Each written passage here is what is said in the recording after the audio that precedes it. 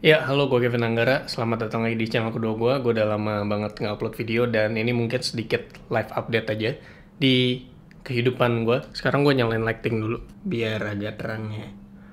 Nah, seperti yang lo bisa lihat, ini gue pakai tongkat alat bantu jalan, tapi sebenarnya sekarang gue udah nggak butuh ini karena gue udah bisa jalan sendiri gitu. Nah, kalau dilihat sebenarnya ini kaki kanan gue itu bengkak lututnya karena kemarin sempat cedera. Dan karena video hari ini gue kasih judul kaki, nanti gue bakal cerita soal cedera di kaki kanan gue sama tato di kaki kiri gue, jadi lengkap. Oke, jadi ini kan video nggak mungkin gue nge-shoot kaki gue doang nih, jadi kita pindah ke meja dulu. Ini gimmick-gimmick jalan dulu pakai tongkat, padahal mah udah bisa. Oke, apa kabar semuanya penonton YouTube? Saya masih hidup. Tapi sekarang dengan satu kaki yang bincang. Jadi video ini judulnya kaki. Ya gue bakal ceritain apa yang dialami kaki gue sekarang. Ya karena kaki gue nggak cuma satu, jadi gue bakal ceritain dua-duanya aja, tanggung sekalian. Karena waktu itu gue sebenarnya sempet pengen bikin video tentang ngejelasin tato di kaki kiri gue itu. Dan kebetulan sekali ini adalah momen yang tepat karena kedua kaki gue ini sekarang udah ada cerita masing-masing gitu. Jadi nanti gue bakal cerita soal tato di kaki kiri gue dan gue bakal cerita soal cedera di kaki kanan gue. Kita mulai dari yang mana dulu? Sweet, kalau yang kanan menang, yang kanan, yang kiri. Ya nggak mungkin dong. Oke, cerita mungkin soal yang cedera dulu ya. Oke, jadi kaki kanan gue ini cedera di bagian lututnya. Jadi 2 minggu yang lalu itu gue ngadain futsal bareng followers kayak biasa. Nah sekarang ini BTW udah ada grup Discordnya, jadi kalau misalkan mau ngajakin main futsal atau main bola atau apapun itu gue biasa di Discord itu. Cuman ya nanti dulu, kalau nggak salah waktu itu ada sekitar 20-an orang.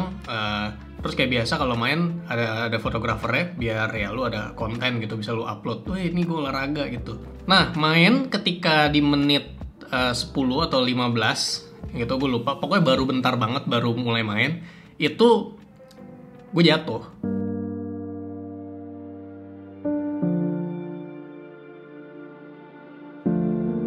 Jadi ceritanya gue lagi pengen nerima bola lambung. Gue nerimanya gue loncat dengan kaki kanan gue di atas. Ini kelihatan nggak kaki gue? Nah, dengan kaki kanan gue di atas. Nah, cuman ketika mendarat, gue nggak mendarat di kaki kiri dulu, tapi langsung kaki kanan juga gitu. Kaki yang gue pakai buat menerima bola. Nah, itu gue sebelumnya nggak pernah ada cedera yang parah di kaki selama main futsal seumur hidup.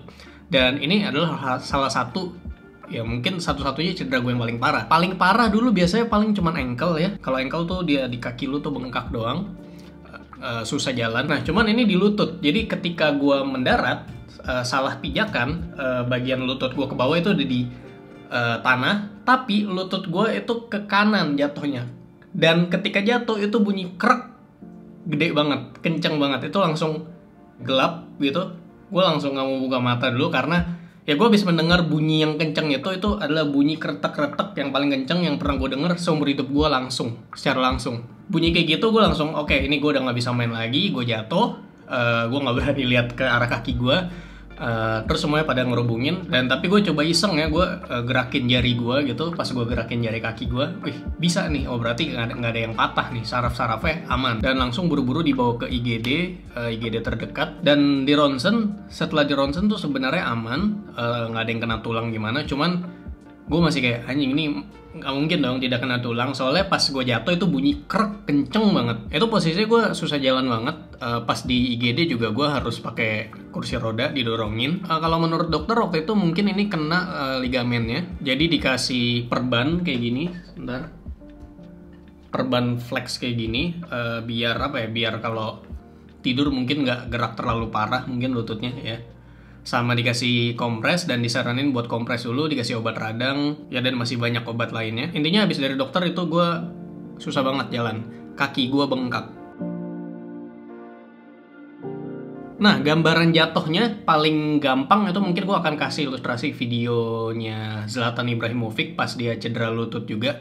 Posisinya persis kayak gitu jatuhnya, cuman kalau Ibra itu kan dia ke belakang jatuhnya. Nah, lu bayangin jatuhnya kayak gitu, cuman lututnya ke kanan, ke samping. Nah, itu yang gue alami. Pulang dari IGD, gue kan langsung nyari knee brace buat pengganti perbannya, karena disarankan sama dokter pakai knee brace yang ada bolongannya di lutut. Dan gue juga nyari alat bantu jalan, tongkat. Ya namanya cedera ya urgent. Jadi gue langsung nyari tongkat jalan yang bisa digosen instan gitu, biar bisa nyampe langsung besok gue bisa gue pakai gitu jalan-jalan. Nggak jalan-jalan juga sih, cuman yang bisa gue pakai buat jalan lah, naik turun tangga di rumah gitu. Terus sampai akhirnya gue dapat nemu satu yang bisa dikirim di hari Minggunya. Sama ada satu lagi yang udah gue pesen cuman nggak bisa dibatalin gitu. karena katanya hari Minggu libur. Cuman ya ini gue sekarang udah nggak jalan pakai tongkat. Sekarang tongkat gue jadi ada 2. Ini nggak gue buka karena yang nggak akan gue pakai yang satu lagi gitu. Nah setelah istirahat hampir semingguan, sebenarnya gue agak cheating juga karena ada hari dimana gue pergi nonton Synchronize Fest karena Payung Teduh main bersama vokalisnya Is. Jadi itu reuni yang harus gue bela-belain datang buat nonton.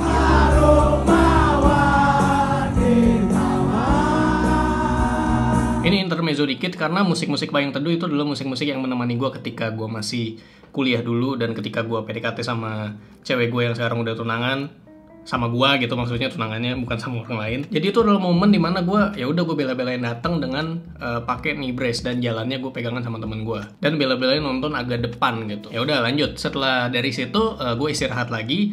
Tapi kaki gue tuh posisinya di bagian lutut itu masih bengkaknya tuh gede banget. Karena bengkak itulah kaki gue jadi nggak bisa lurus banget dan nggak bisa ditekuk lebih dari 90 derajat gitu. Gimana ya?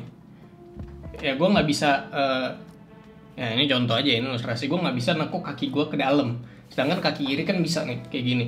Nah, yang kaki kanan gue nggak bisa sampai sekarang. Akhirnya gue juga sekalian ke dokter fisioterapi kenalan gue, namanya Dr. Edward. Dia ada prakteknya di Physio Medical Clinic di Jakarta Selatan. Sebelumnya gue pernah cedera wrist di tangan, lalu gue konsul ke dia. Dan kali ini gue datang dengan masalah yang berbeda gitu di lutut. Dan setelah konsul disaranin buat coba sedot lutut. Gue juga bingung itu maksudnya lutut gue disedot gitu, jadi gue nggak punya lutut apa gimana. Cuman akhirnya gue cobain. Dan pas disedot lututnya, prosesnya itu kan ada disuntik dulu bius lokal. Terus habis itu dimasukin suntikannya gitu atau apa yang buat nyedot yang ada di sendi lutut gue, cairan-cairan yang ada di sendi lutut gue. Dan gue tanya kan, ini boleh gue videoin apa enggak? Oh boleh katanya. Gue coba nih videoin. Pas disuntik itu gue videoin, cuman karena gue nggak kuat, jadi video langsung gue matiin anjing. Terus ya udah itu prosesnya, gue sepanjang proses tuh gue gini aja keringetan. Dan setelah disedot ternyata isinya adalah darah, ya, kurang lebih hampir 40 cc. Itu darah di sendi, darah di lutut segitu. Ini udah agak kempes nih. Dan itu darah yang banyak banget. Jadi selama ini bengkaknya tuh ternyata ya darah gitu. Dan setelah disedot lututnya itu jadi lebih mendingan, kaki gue jadi lebih enteng dan lebih kosong.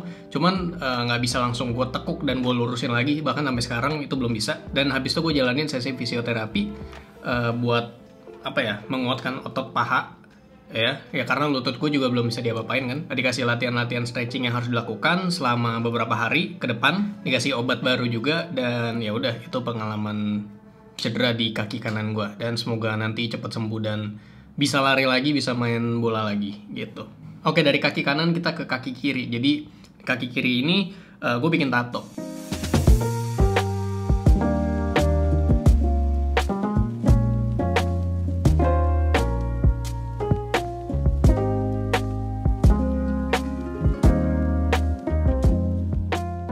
Kenapa gue tato di kaki? Karena menurut gue otot di bagian kaki gue itu nggak akan terlalu banyak berubah, karena emang ya udah berotot dari sananya. Maksud gue tuh udah nggak mungkin terlalu berubah banyak gitu, karena emang kaki gue tuh aktif gitu, main bola dari dulu. Ya gue squat juga, deadlift dan segala macam. Jadi kaki gue tuh cenderung sulit untuk berubah lagi.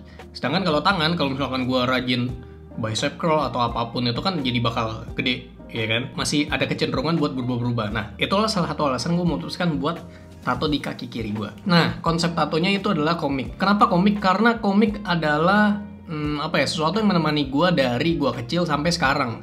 Jadi gue dibandingkan nonton anime, gue lebih suka baca komik, baca mangganya. Karena ada sesuatu yang lebih menarik gitu ketika lo baca dan ketika lo nonton tuh beda. Ya cuman memang ada beberapa yang emang lebih bagus di anime aja, ditonton aja, dan emang ada beberapa yang lebih bagus di gambar aja di komik gitu. Dan itu preferensi setiap orang beda-beda. Sebenarnya gue bikin slide presentasinya gitu untuk menjelaskan konsep tato gue dan gue pengen ditato apa.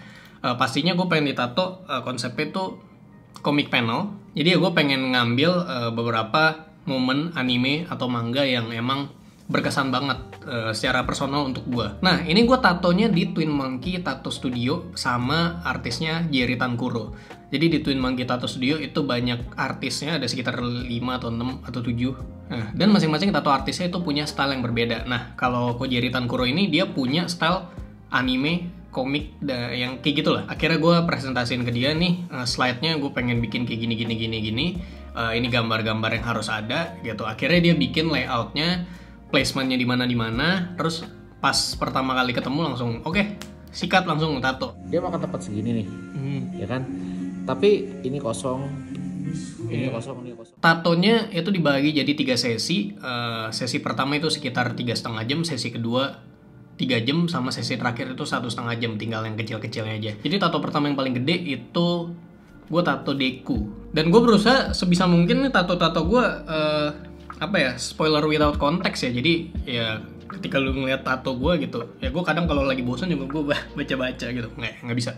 Jadi tato yang paling gede ini adalah Deku ketika menggunakan One for All 20%. Ya gue nggak tahu ini spoiler apa enggak, cuman gue nggak akan ngomong lebih lanjut lah ya soal ceritanya. Ini kalau lu lihat itu lebih banyak Dekunya dan di momen-momen ketika dia latihan dan segala macem, dan itu itu sesuatu yang beresonansi dengan gua gitu, personal dengan gua, dan gua suka banget progres itu sampai Deku akhirnya menjadi seperti sekarang gitu. Ada topi Luffy dari One Piece, sebenarnya harusnya topi aja, cuman karena dirasa terlalu kosong, Kojiri bilang ini kayaknya backgroundnya gua tambahin logo Straw Hat-nya ya, dengan teknik arsir gitu. Gue bilang ya bebas, suka-suka lu, gue percaya. Terus habis itu di tengah itu ada tulisan kanji dari salah satu anime atau manga yang gue suka, Haikyuu. Haikyuu tuh olahraganya ya bukan sepak bola ya, volley gitu. Cuman wah, ketika lu nonton anime Haikyuu, lu baca itu semangat mereka main tuh terbawa sampai ke real life gitu. Dan tadinya tuh gue pengen tato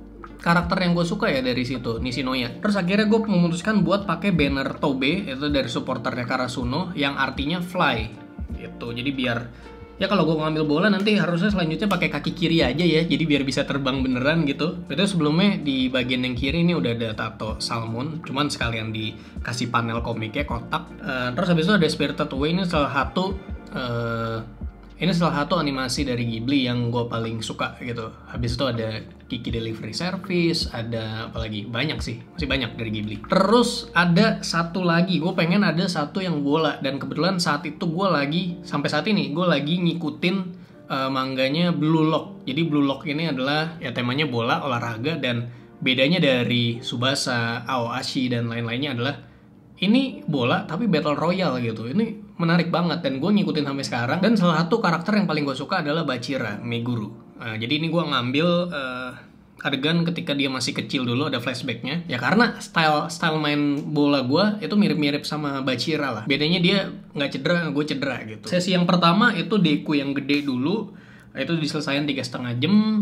Itu kenapa nggak dilanjutin, karena Kojirinya juga udah capek, guenya juga udah aduh sakit kaki gue ngilu gitu. Terus berikutnya yang diselesain tuh, ini gue begini aja ya, berikutnya yang diselesain tuh yang bagian ini, yang tulisan Tobe, sama yang bagian belakangnya, panel yang paling belakangnya tuh, itu buat apa ya, ngasih batasan dulu nih, ini yang paling depan, yang paling belakang. Terus habis itu tinggal di fill in bagian sininya nih, yang kanan, yang betis bagian dalam. Terus habis itu sisanya tuh baru yang samping sini doang nih sisanya, yang 1,5 jam. Ya kalau untuk harga tatonya bisa langsung tanyakan sendiri ke studio tato dan tato artisnya kali ya. Nah, paling sakit tato bagian mana? Banyak yang bilang tulang kering ya. Ini emang cukup ngilu sih, karena ini bagian yang ini di blok. Ya cuman tidak ada yang lebih ngilu daripada di blok bagian yang sini nih. Ini bagian ini cukup sakit sih, kayak dikoyak-koyak kulit lu. Terus sebenarnya gue paling sakit justru bagian betis bagian luar dibandingkan sama tulang kering ya. Karena di betis bagian yang luar tuh entah kenapa tuh sakit aja kalau gue ya. Dan setiap orang itu punya punya tempat sakit yang berbeda-beda gitu, dan toleransi menahan rasa sakitnya tuh beda-beda. Jadi pengalaman tato itu setiap orang bisa beda-beda gitu. Ya jadi itu aja sih cerita soal tato di kaki kiri gue. Ya rencananya pengen sih gue fullin gitu bagian kiri, cuman ya nanti saja. Ya jadi itu dia video tentang kaki gitu. Ini sekalian live update kehidupan gue saat ini. Apalagi ya? Oh ya, dan bulan Oktober ini juga menjadi bulan terakhir toko offline Tenjin beroperasi, karena kami akan pindah ke toko baru gitu. Karena pertama sewanya juga udah mau habis, dan ya kami harus siap-siap sebelum sewanya habis kan. Jadi November nanti toko Tenjin udah ada di tempat yang baru gitu. Lokasinya masih di sekitar BSD Gading Serpong. Ya nanti mungkin di next videonya gue bakal cerita soal persiapan buat ruko baru Tenjin. Jadi sampai bertemu di video selanjutnya, semoga.